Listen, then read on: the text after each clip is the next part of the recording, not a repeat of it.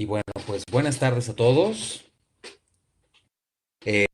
Buenas noches para los hermanos de Argentina. Quiero decirles que es mi primera clase virtual. Bueno, he tomado clase virtual, pero es la primera vez que yo comparto una clase virtual. Así que bueno, esperemos que todo salga bien. Parece que ya no lo han dejado todo listo para que pues no acontezca ningún problema. Hace rato preguntaba, ¿me escuchan todos bien, verdad? Bueno, muy bien. Pues vamos a comenzar. Primero que nada, bienvenidos. Ya en mi video de esta clase hice mi presentación. Soy el padre Otoniel Ochoa de la Arquidiócesis de Morelia. Eh, Tuve la oportunidad de hacer la licenciatura en catequética por la Universidad San Dámaso en Madrid desde hace 3 años y desde hace 3 años que regresé, pues estoy aquí en el SEDEC de esta arquidiócesis. Y bueno, hoy les comparto una materia que a mí me apasiona mucho. Yo recibí el querigma cuando tenía 13 años y fue precisamente la experiencia del querigma la que me permitió tanto dar mi opción por Cristo como entrar conscientemente a la iglesia. Digo conscientemente porque desde el bautismo soy parte de la iglesia, pero no me sentía tal hasta esta experiencia querigmática. Así que el querigma para mí, de manera individual, pues es una experiencia fundante en mi vida cristiana, es una experiencia muy significante, no solamente como cristiano, sino también como apóstol y sacerdote. Así que por estos motivos, pues la materia me resulta a mí pues un tanto significativa, ¿no? Eh, Compartir con ustedes estas realidades tan necesarias hoy en día, porque se habla mucho del querigma. Escuchamos el querigma en todas partes, escuchamos el querigma en el ámbito pastoral, en la parroquia, cuando tenemos nuestras asambleas diocesanas se habla de la importancia del querigma. La pregunta aquí es que no siempre tenemos muy claro lo que es el querigma. Por eso, en esta materia vamos a ver, tanto en los contenidos que tienen ustedes como en las conferencias que vamos a tener por videoclase, primero vamos a ver la historia, por así llamarlo, del querigma. Es decir, cómo se ha ido desarrollando la experiencia querigmática a lo largo de la iglesia, a lo largo de estos 2000 años. Luego también vamos a ver la naturaleza del querigma, es decir, de dónde viene su nombre etimológicamente hablando, qué es el querigma como una etapa en el proceso de evangelización. Luego vamos a ver en una tercera conferencia el contenido del querigma, porque creo yo que aquí es donde más problemas podemos tener. Cuando no tenemos bien claro el contenido, podemos ensuciar, valga la expresión, o tergiversar o menguar lo que es el contenido concreto, exacto y definitivo del querigma. Pero como ustedes saben, todo contenido necesita una pedagogía. Así que también vamos a ver la pedagogía propia del querigma. En una cuarta conferencia vamos a ver esta otra realidad. Entonces, un poco recapitulando, vamos a ver primero la historia del querigma, lo que vamos a ver el día de hoy, un recorrido en estos 2000 años. Luego vamos a ver la naturaleza y vamos a ver también el contenido del querigma, es decir, cuáles son los tópicos, de qué se habla en el querigma, se toca el tema de los sacramentos, se toca el tema de la iglesia, se toca el tema de la Trinidad o del Padre o del Hijo, etcétera, etcétera. Mientras estamos en la clase, insisto, es mi primera clase virtual, así que pues me van a tener paciencia. Entiendo que ya ustedes han tenido varias. Así que bueno, pues con ustedes estoy aprendiendo y en ese aprendizaje a lo mejor me puedo equivocar. Em, por lo tanto, a mí me gusta cuando estoy dando clase que mis alumnos pregunten a través del chat si alguien quiere, si alguien algo no queda claro, alguna palabra, algún concepto, o alguien quiere comentar algo que le parece significativo, bueno, pues no creo que haya problema, ¿no? Entonces, a través del chat, pues me indican, puedo detenerme y regresarme y explicar ese punto que a lo mejor no quedó muy claro.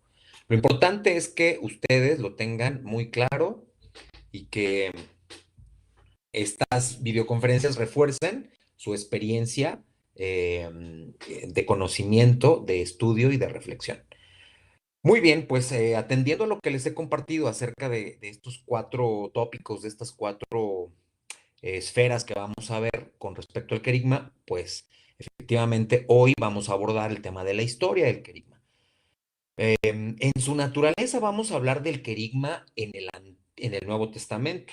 Así que esa parte, aunque es histórica de alguna manera, no la vamos a brincar porque la próxima semana, con el favor de Dios, ya veremos el querigma desde su naturaleza dentro de la Sagrada Escritura. Vamos a ver más bien desde a partir de la primera generación cómo es que el querigma viene caminando. Y bueno, pues comenzamos abordando dos realidades que hay en la Sagrada Escritura, en el Nuevo Testamento, con respecto a la persona de Jesús. Esto nos va a ayudar a entender el recorrido histórico. En la Sagrada Escritura, concretamente en los Evangelios y en las cartas, tanto paulinas como en todas las cartas del Nuevo Testamento, básicamente encontramos dos acercamientos a la persona de Jesús. Encontramos un acercamiento objetivo, es decir, quién es Jesús, eh, lo que tiene que ver con su ser. Voy a usar una palabra eh, con un toque, con un fundamento filosófico, lo que es Jesús ontológicamente. ¿Qué es esta expresión de ontológicamente? Bueno, lo que es Jesús en su ser. Encontramos, por ejemplo, de manera muy especial esta visión del Jesús objetivo en San Juan, ¿no? San Juan nos habla de quién es Cristo. Cristo es el Logos. Cristo es aquel que siendo de condición divina se hizo uno de nosotros y el verbo se hizo carne, dice San Juan. Pero también encontramos el Cristo subjetivo, una mirada del Cristo subjetivamente. Entonces, primero tenemos el Cristo objetivo, que atiende a quién es Cristo en sí mismo, ontológicamente hablando, pero también tenemos, en segundo lugar, el Cristo subjetivo. Y aquí la pregunta que responde es, ¿quién es Cristo para mí? Entonces, Cristo objetivamente hablando es quién es Él. Cristo, subjetivamente hablando, es quién es Cristo para mí.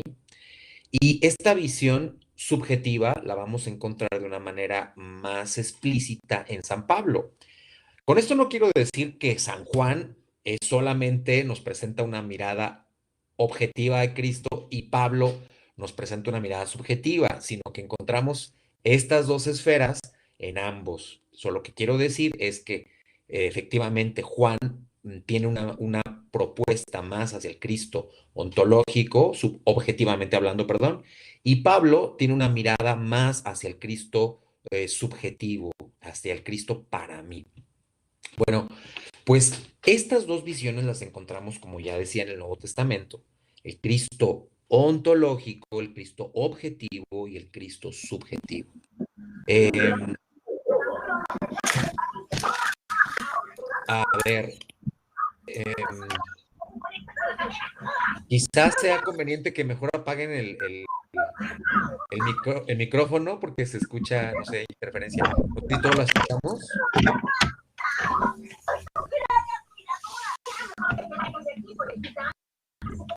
A ver, si alguien pudiera apagar, alguien que tenga prendido creo que ya se solucionó. Muy bien.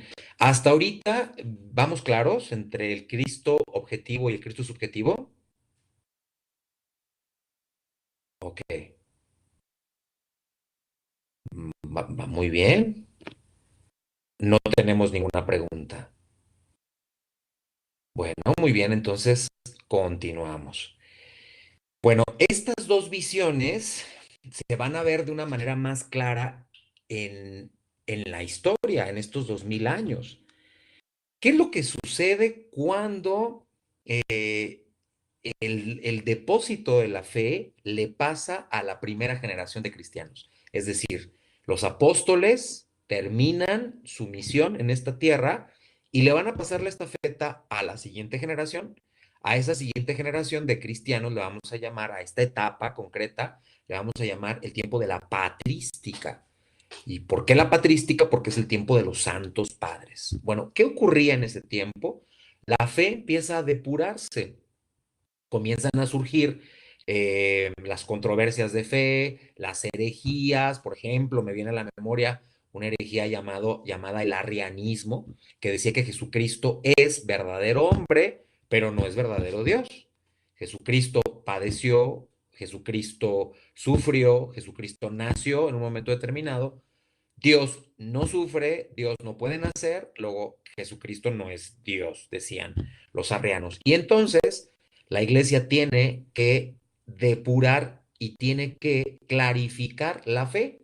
En este sentido, podemos decir que durante esta época, la época patrística, el acento se pone más en el Cristo objetivo. Es decir, la iglesia comienza a preguntarse, bueno, ¿quién es Cristo?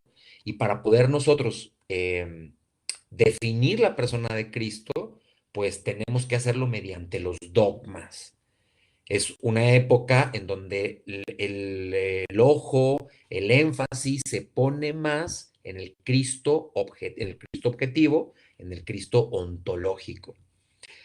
Pero luego viene, de aquí tenemos después de la patrística, viene la escolástica, esta segunda etapa de la iglesia, que fue también eminentemente, tuvo una etapa, un énfasis en el Cristo subjetivo, en el Cristo objetivo. ¿Qué pasaba entonces con la otra parte? El Cristo para mí, la experiencia de Cristo en mi propia vida, en aquellos cristianos. Bueno, es verdad que el énfasis estaba en el Cristo objetivamente hablando, pero los cristianos, por supuesto que tenían la experiencia personalmente, aunque no se hablaba tanto del Cristo, no tenía tanta relevancia lo que significaba el Cristo para mí. Pero sucede algo en 1536 que todos debemos recordar, que es conocido como la Reforma Protestante. ¿Y qué sucede con la Reforma Protestante? Bueno, pues los, esta nueva corriente que surge sacude a la iglesia y entre los peros, los cuestionamientos que los protestantes le hacen a la doctrina cristiana es, ¿a mí de qué me sirve conocer todos los dogmas de Cristo si yo no conozco a Cristo? Básicamente, básica y fundamentalmente, esta es la pregunta que los reformadores cuestionan a la iglesia, ¿no? A la iglesia católica. De alguna manera, aunque era una oposición, entonces viene de una manera más fuerte a través del protestantismo, esto tenemos que reconocerlo, la vuelta al Cristo objetivo, es decir, la pregunta Cristo para mí viene del protestantismo.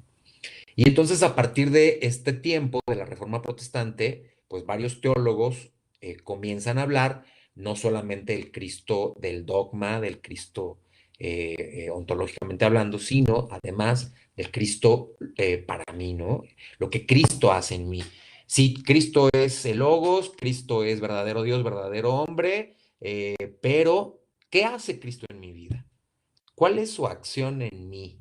Y esta acción en mí me va a llevar a tener una relación personal con él. Insisto, no es que antes de la Reforma Protestante no hubiera esta dimensión, no existiera. Estaba, pero no era fundamentalmente tomada en cuenta. Hasta que, bueno, con la Reforma Protestante reaparece una vez más esta dimensión. Y bueno, la teología comienza también desde el ámbito católico, comienzan a cuestionarse y a preguntarse, bueno, pues sí, ¿quién es el Cristo? ¿En qué consiste Cristo en mí? Bueno, hasta aquí vamos bien, estamos justo terminando la época medieval, posterior a la Reforma Protestante y posterior, por lo tanto, al Concilio de Trento. Va a venir una eh, experiencia que va a sacudir a la humanidad desde el punto de vista racional, y es la ilustración. Y con la ilustración va a haber un vuelco, un regreso al Cristo objetivo, pero con cierta diferencia, una diferencia muy importante. Porque recuerden ustedes que el énfasis era, bueno, ¿quién es Cristo en sí mismo? Pero se descubría quién era Cristo desde la teología que tiene que tiene su fuente principal, la Sagrada Escritura. Bueno, con la ilustración viene la pregunta, bueno, ¿quién es Cristo? Pero aquí la pregunta es, no es quién es Cristo para la iglesia, no el Cristo que la iglesia nos ha dicho, sino quién es ese Cristo que efectivamente nació en Jerusalén, perdón, nació en Belén, en un momento histórico, en un lugar determinado. A ver, aquí veo una pregunta. A ver, Linda dice que está escuchando cortado el sonido. No sé si esta experiencia sea para todos.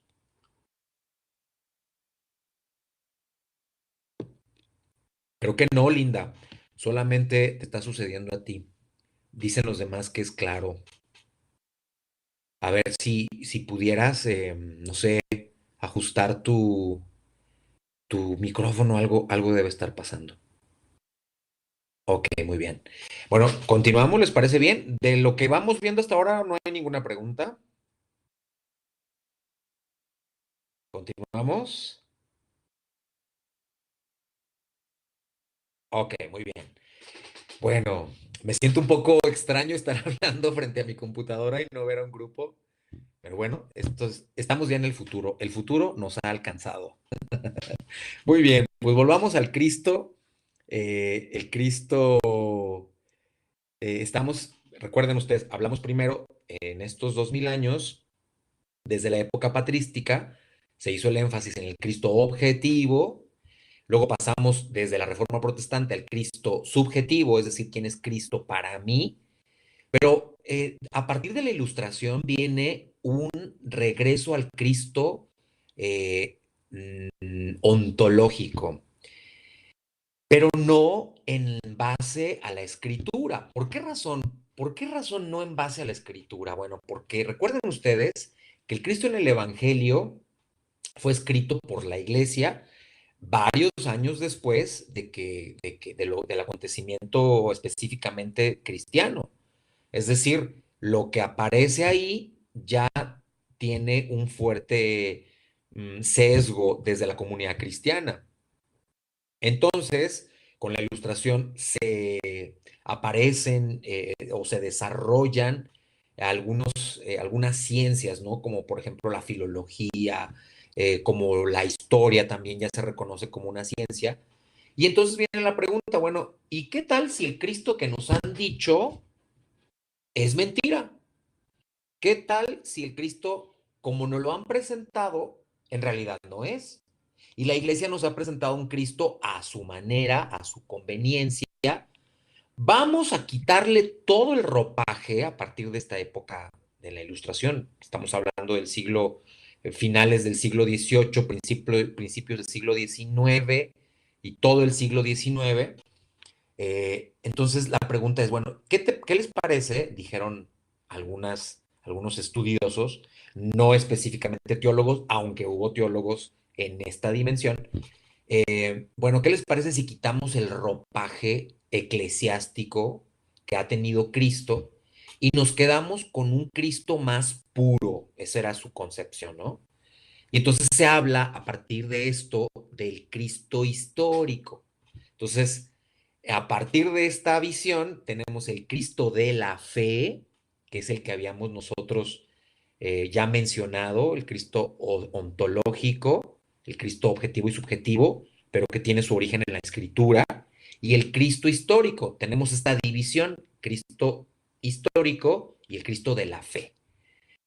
Bueno, parecería que esto era muy buena idea en primera instancia, pero realmente hay que reconocer que hubo frutos.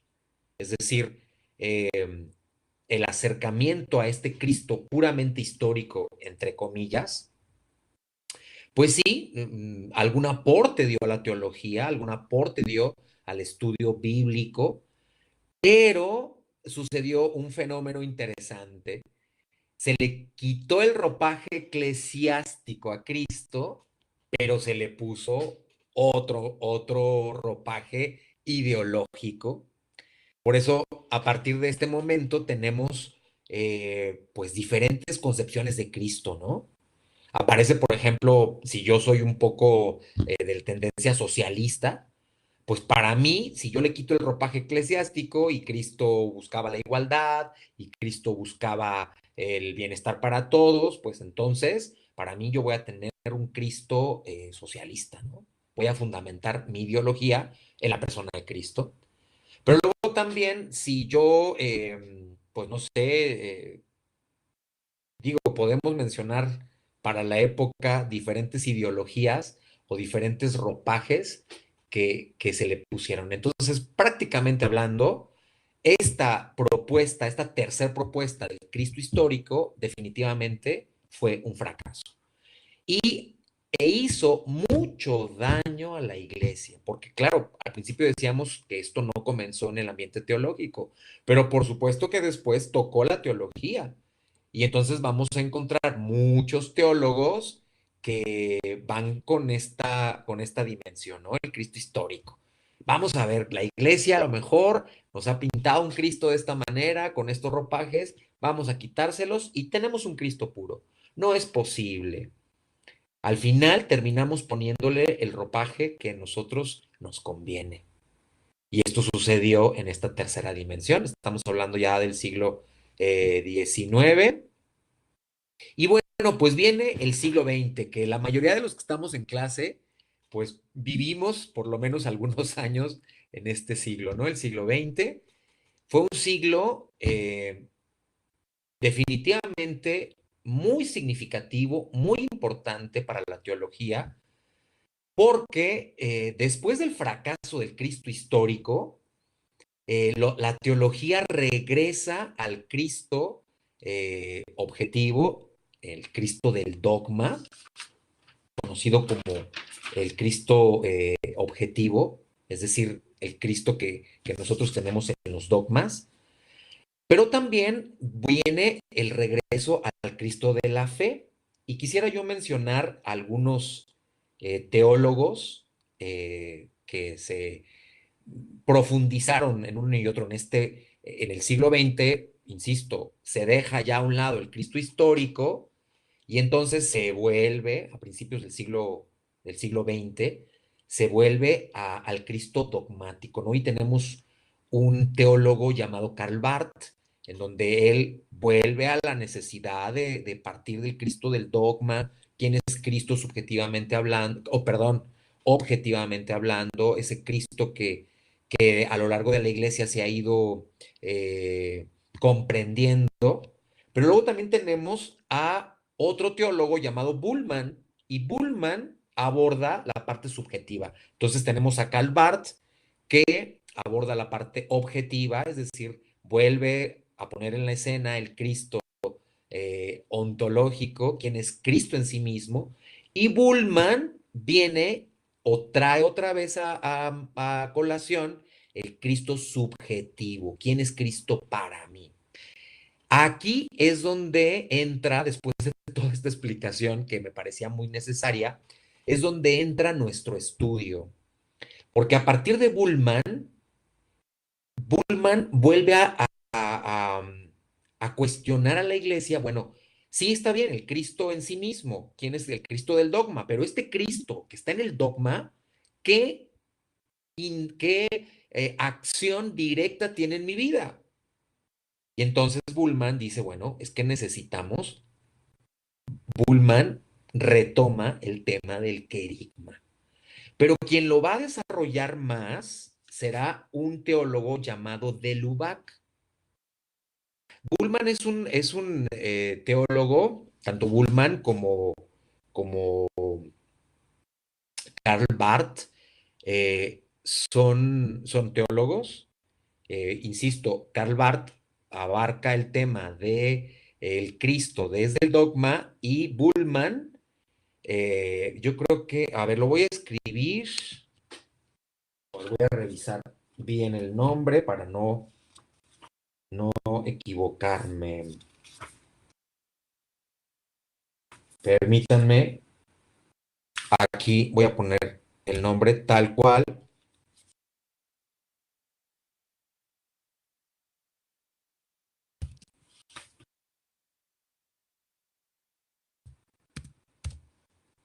Ok, este es el teólogo que habla en el siglo XX de la necesidad del Cristo subjetivo, ¿no? Y también tenemos a Bart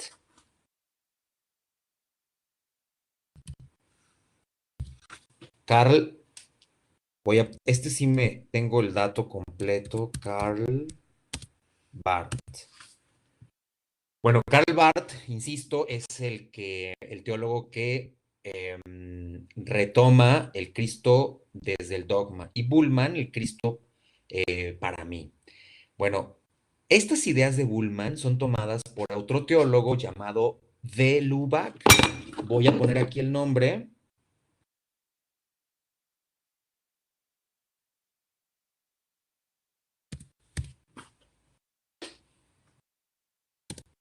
Ok, ahí está, de Lubac. Bueno, de Lubac retoma las ideas de Bullman. Ahorita quizás se les hace un poco enredosillo el asunto, porque estamos en el ámbito teológico. Obviamente que estamos abarcando el tema del querigma en su desarrollo histórico, ¿no? ¿Por qué hoy en día regresó el tema del querigma? ¿Por qué hoy en día está en boga? No es claro. Ok, ¿qué no es claro? A ver, Lucy. Ah, me estás diciendo que es claro. Ok, muy bien. Vale, muy bien. Ya me había asustado. Dije, Dios mío, ¿cómo que no está claro? Ok. Bien, continuamos. De Lubac retoma las ideas de Bullman y dice, efectivamente, que la iglesia necesita volver al Cristo subjetivo, sin perder, acuérdense que desde un principio dijimos, no es que tengas que optar por el Cristo en sí y por el Cristo subjetivo, el Cristo objetivamente y el Cristo subjetivo, tú eliges uno, no, no. Cada cristiano tiene que tener en su propia vida estas dos dimensiones, ¿no?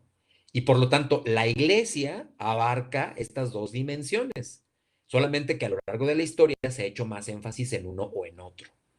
Bueno, de Lubac dice que se ha hecho demasiado énfasis en el Cristo objetivo. Y dice, necesitamos volver al Cristo subjetivo, es decir, ¿quién es Cristo para mí? Y que cada cristiano tenga la experiencia salvífica.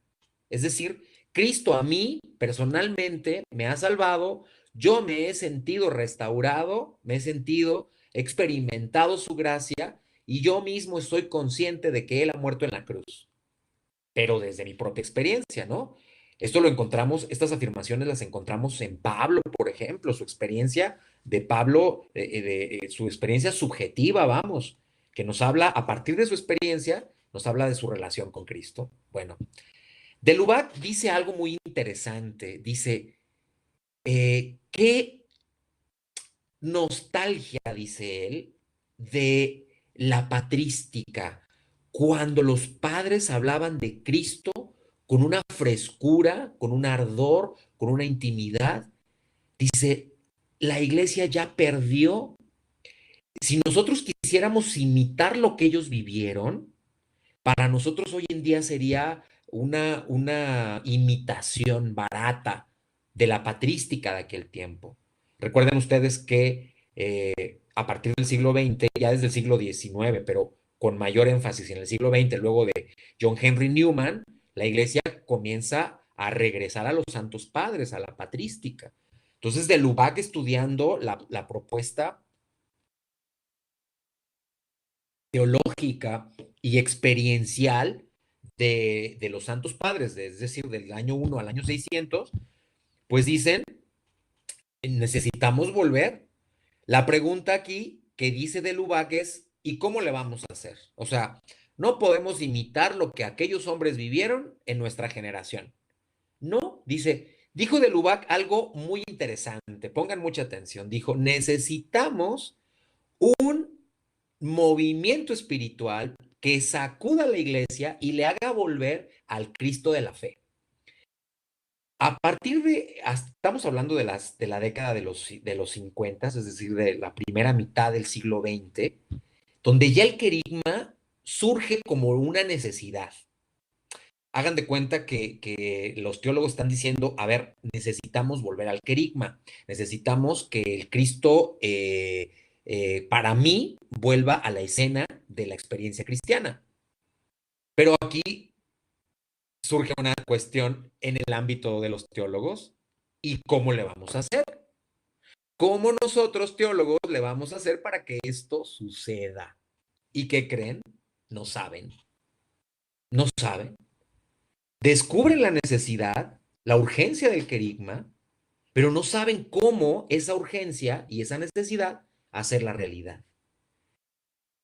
Pero, ¿qué sucede en la segunda mitad, a principios de la segunda mitad del siglo XX? Surge el movimiento carismático.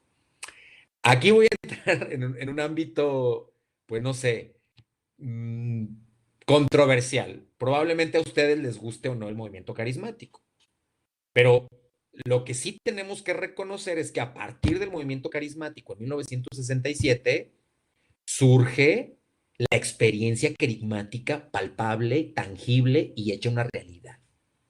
O sea, es el movimiento carismático quien no solamente desempolva el querigma, sino el que lo vuelve a poner, y entonces los teólogos voltean su mirada a este lugar pequeño llamado Duquesne en los Estados Unidos, donde unos jóvenes universitarios están teniendo una experiencia espiritual distinta, pero también están en sus grupos de oración teniendo unos seminarios de vida en el espíritu en donde se está dando la experiencia carismática. Y entonces esto que para los teólogos parecía un imposible porque decían, nos damos cuenta de esta realidad, pero no sabemos cómo llevarla a cabo, pues entonces el Espíritu Santo la suscita en unos jóvenes universitarios que no tienen estudios teológicos. Y entonces, ¿qué nos queda claro aquí? Pues que esto es una obra de Dios, definitivamente. Esto es una acción y un mover del Espíritu. Y a partir del movimiento carismático, el querigma vuelve a escena. Y cuando digo a escena, me refiero a una escena tangible. Es decir, la experiencia del querigma pasa de la reflexión teológica a la acción pastoral. Y entonces, muchas personas hemos tenido un avivamiento, una frescura, una intimidad, una iluminación de nuestro ser de cristianos a partir de la experiencia del querigma. Y bueno, esa parte es en esto. Gracias, perdóname, se me estaba pasando aquí. Está mencionando Lucía Damiana, esto prepara el camino del concilio. Claro, escucha entrecortado a su voz. Vuelvo a preguntar, Silvia, pregunta que mi voz se escucha entrecortada. Ups, ya son dos. Pues aquí no sé qué está pasando, ¿eh? Socorro dice que me escucha bien. Pamela dice que también. Lucía dice que ya escucha. Minerva, ¿tú me escuchas?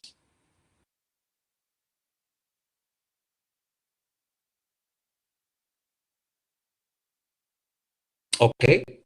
Bueno, pues a ver, espero que en el camino se vaya solucionando este problema. Bien, el Concilio Vaticano II, claro que el Concilio Vaticano II, pues tuvo su preparación en este recorrido que estamos mencionando, ¿no? Es decir, a partir de estos teólogos como de Lubac, bueno, como John Henry Newman, que Dios mediante el 12 de octubre será elevado a los altares, el 12 o el 13, no me acuerdo. Ya desde John Henry Newman, ya desde estos teólogos que mencioné, Bullman, de Lubac, efectivamente, como nos recuerda Eh, ¿Quién nos recordaba? Por aquí estoy leyéndolo. Ups, ya se me fue, ya se me fue. Ah, Lucía, Lucía Damiana, que aquí estoy viendo, la hermana Lucía Damián. Saludos hasta Argentina, hermana Lucía. Sí, es usted argentina, no tengo idea.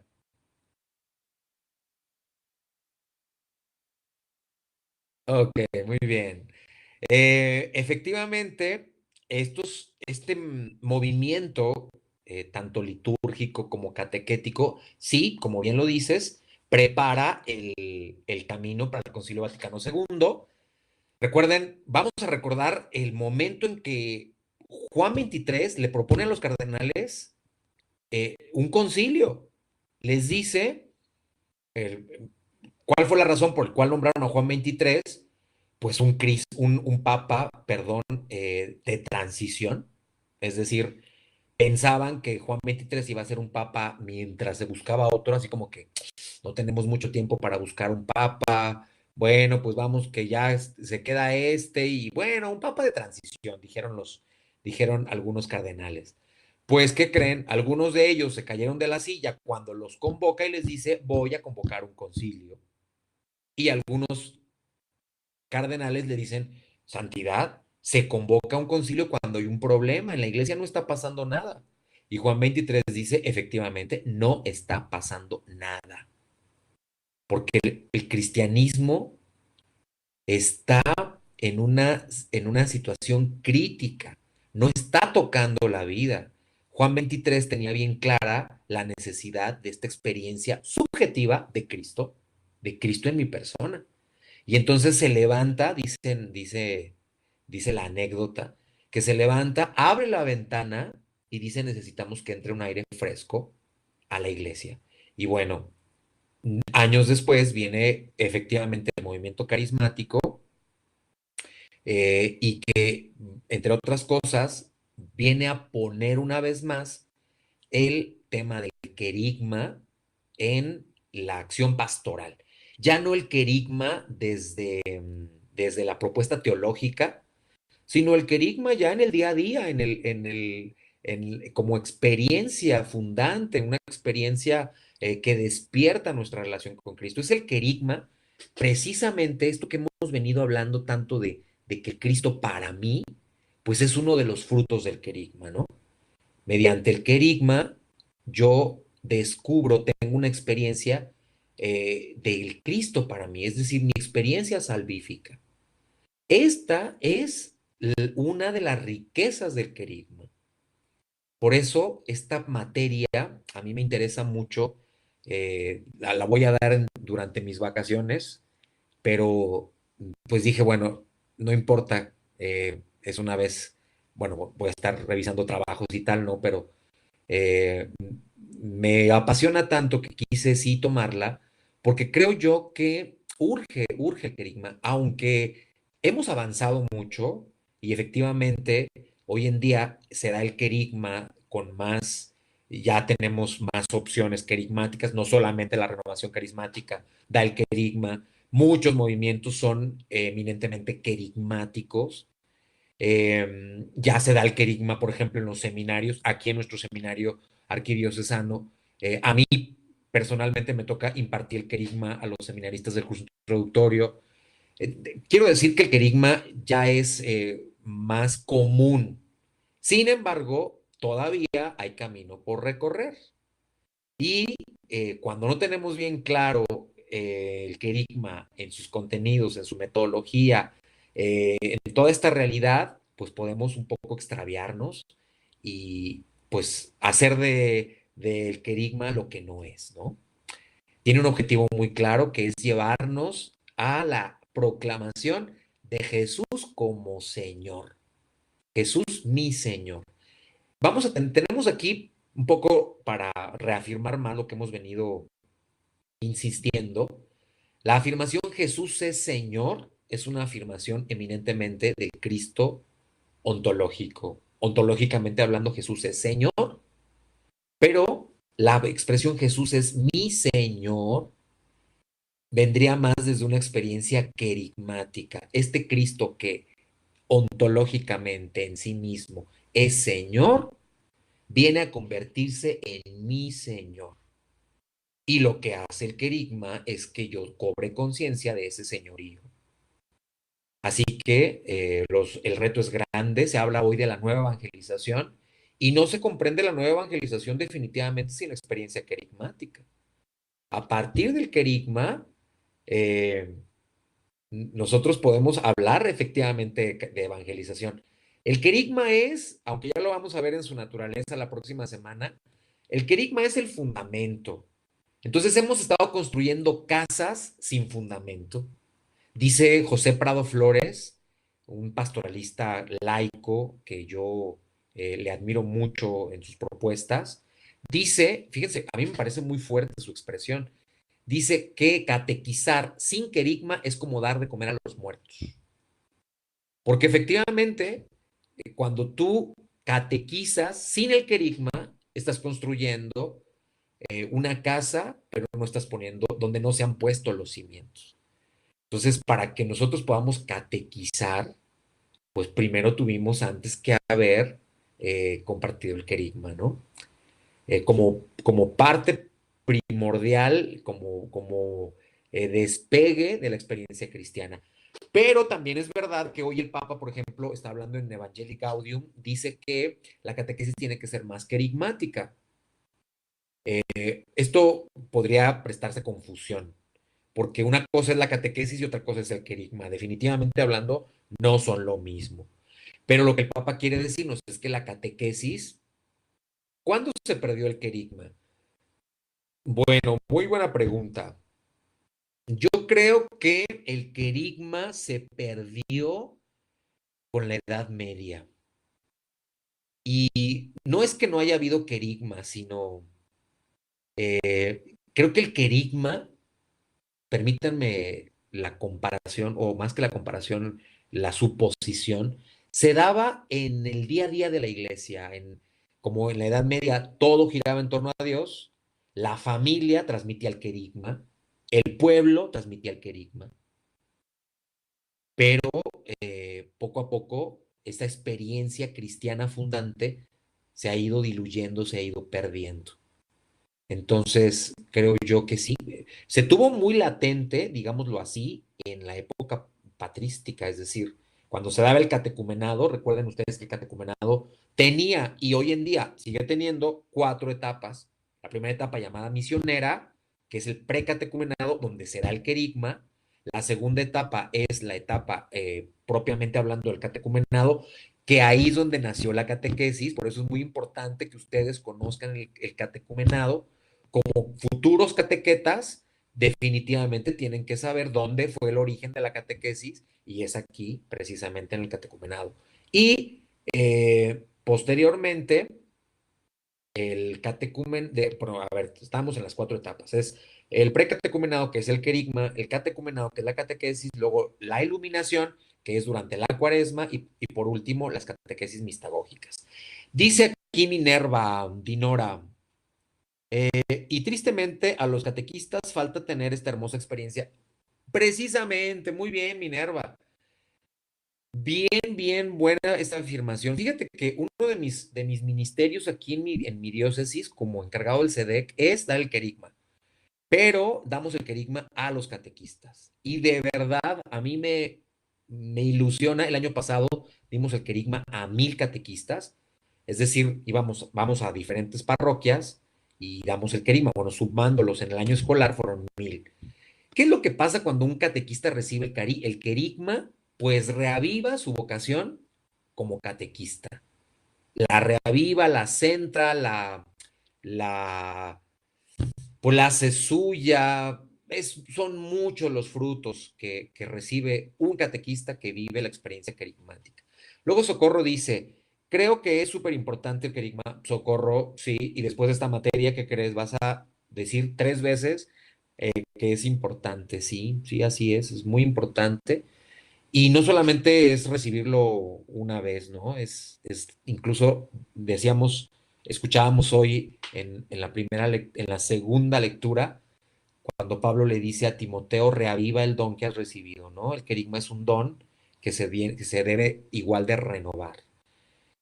Pues muy bien, entonces, pues esta es un poco la historia, nos comparta cómo lo llevarlo. Dice Minerva, ojalá que nos comparta cómo llevarlo. Bueno, pues sí, en la metodología precisamente vamos a ver algunas opciones para compartir el querigma, sí. Pero yo creo que lo más importante, si alguien aquí de los que están en clase no ha tomado una experiencia querigmática, sí sería muy oportuno que por lo menos se lo ponga en la cabeza, que diga, bueno, me gustaría a mí vivir el querigma. Sería muy óptimo, ¿no? Dice Irene, en nuestra parroquia lo recibimos en noviembre y el párroco lo hará obligatorio a toda la gente que quiera servir en la parroquia. Me parece genial, ¿no? Me parece muy bien. Fíjense que con esta palabra de obligatorio, hace algunos meses fuimos a una parroquia, el párroco nos invitó a dar el querigma y no nos dijo a quiénes, suponíamos que eran los catequistas, pues no, era a los papás de los niños que iban a recibir la primera comunión. El padre les había dicho, creo yo, erróneamente, les había dicho, van a recibir unas pláticas. Pues ellos dijeron pláticas, estamos acostumbrados que en la parroquia cuando te dicen pláticas, pues que serán 1, 2 horas. Pues no, cuando llegamos y les dijimos, a ver, este retiro dura todo el sábado y parte del domingo. Pues hubo gente que se enojó, que se molestó. Mientras nosotros estábamos predicando, pues nos torcían la boca, nos hacían mala cara. Pues yo no entendía, yo dije, a lo mejor es mi imaginación. Pero al final descubrimos que lo que había pasado es que el padre se los había llevado engaños. Hubo muchos, varios, no muchos, pero sí varios padres que se salieron, papás que se salieron, pero la mayoría, el 90% vivió el querigma y al final se me hizo súper significativa una mujer que llegó y me dijo, padre, nosotros queríamos linchar al señor cura cuando nos enteramos de qué se trataba, pero ahora queremos agarrarlo y abrazarlo y besarlo, porque esto que nosotros, este gozo que hay en nuestro corazón, no lo podemos nosotros descifrar. Eso es el querigma, es encontrarte con Jesús de manera personal, es hacer una opción por Cristo, es dejar que Cristo te hable, pero luego tú dar un paso personal de fe. Y bueno, pues de verdad espero que esta materia sea efectivamente una experiencia que a ustedes les permita completar esta visión de la evangelización, no solo de la catequesis, y la importancia pues de esta experiencia y de este contenido. Irene dice, quienes lo reciben les cambia la vida, pues se fortalece su vida de fe. Venme a mí, definitivamente. Yo no estaría hoy dando esta clase ni celebrando la misa que me toca dentro de un rato sin ese querigma que recibí en el año 91. Tenía 13 años y eso a mí fue mi encuentro con Cristo y bueno, pues les decía al principio de la clase que pues el querigma para mí es tan significativo y dar esta materia pues lo es aún más. Bueno, pues muy bien, sus comentarios. No sé si alguien tenga alguna duda, algo que quisiera agregar. Irene dice, y se ve que la experiencia los marca, pues están más dispuestos a darse. Efectivamente, me imagino que estás hablando o refiriéndote a los catequistas. Muy bien. Bueno, voy a terminar ya de grabar, pero sigo recibiendo sus comentarios. Si me permiten, espero que al darle que ya no se grabe, a ver, no sé si al dejar de grabar se acabe la clase, ¿eh? Vamos a ver, porque una indicación que me dieron es que al terminar ya la clase dejará de grabar. Vamos a ver.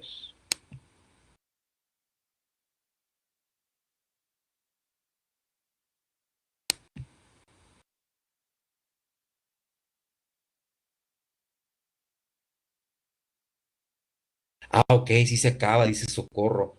Bueno, pues no sé. Dice Danila Tut Uicaf. Padre, muy interesante la aclaración que nos hace en esta clase.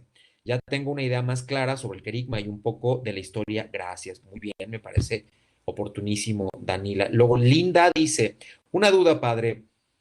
¿El trabajo de análisis del querigma es para mañana hasta antes de las 12 horas? Uy. Mm, a ver, aquí alguien que me ayude. ¿El trabajo es para mañana? ¿No era para hoy el trabajo? Es hoy a las 12, ¿no? Exacto. Exacto, es para hoy. Sí, sí, sí. Hoy a las 12 p.m. Con lo cual, por si alguien todavía no termina su tarea, queridos alumnos, se terminó ya la sesión y los dejo para que ya continúen. Ha sido un placer estar con ustedes y bueno, nos veremos la próxima semana. Eh, Dice 7 de octubre. Bueno, como sea, si es el 7 ahorita yo también voy a checar, pero yo los dejo para que aprovechen este tiempo y entreguen ya su tarea. Los quiero mucho y espero que pronto podamos conocernos de manera física. Gracias por su paciencia en esta primer clase que doy de manera virtual. Gracias a todos, de verdad. Dios les bendiga. Nos vemos. Cualquier duda que tengan con los trabajos, recuerden que pues en los mensajes estaré atento. Un saludo a los que verán esta materia de manera por grabación. Así que bueno, pues Dios les bendiga. La próxima semana estaré fuera de mi ciudad, así que estén atentos. La clase va a ser en viernes. La hora es la que vamos a ver, de tal manera que les quede bien a los de Argentina, a los de México, y yo voy a andar por España. Así que va a ser un poco complicadillo ahí el horario, pero veremos a la hora de ajustarlo. Si no, si es complicado, bueno, pues ven la grabación. Que Dios les bendiga, que tengan ustedes muy buenas noches.